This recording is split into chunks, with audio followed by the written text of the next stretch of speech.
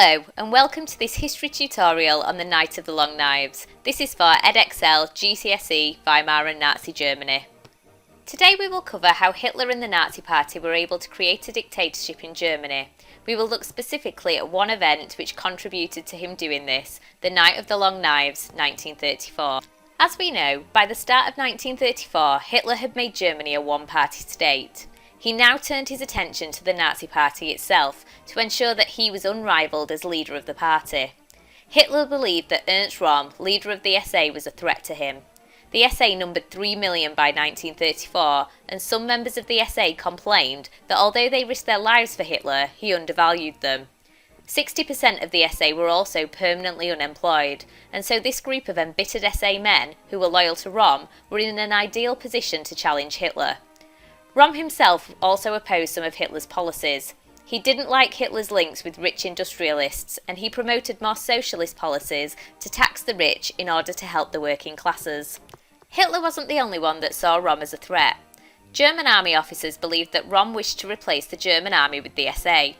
Remember, after the Treaty of Versailles, the German army numbered 100,000 men. The SA was much bigger, standing at 3 million. The leaders of the SS, Himmler and Heydrich, also resented Röhm. They wanted to reduce the power of the SA so they could increase their own power within the party and increase the status of the SS.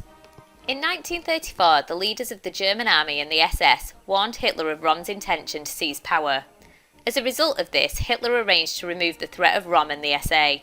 He arranged a meeting with Röhm and 100 SA leaders on the 30th of June 1934. When they arrived, Röhm and other senior officers were arrested, imprisoned and shot. This was known as the Night of the Long Knives. Over a 4-day period, 400 people, including 150 senior members of the SA, were shot without trial. Leading politicians were also murdered. These included ex-Chancellor General von Schleicher, who was gunned down with his wife. Göring announced that they had been shot resisting arrest. Hitler was now acting illegally, murdering his rivals for power.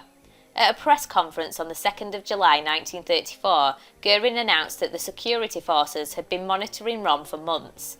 They had discovered that he was planning a second revolution to replace Hitler, and so, he said, the killings were in the best interests of Germany. Some Germans objected to the violence, but few knew how bad it was. More were grateful that the SA, hated for their brutality, had been restrained. The SA continued after 1934, but it was limited to giving muscle to the Nazi Party and no longer rivalled the German army.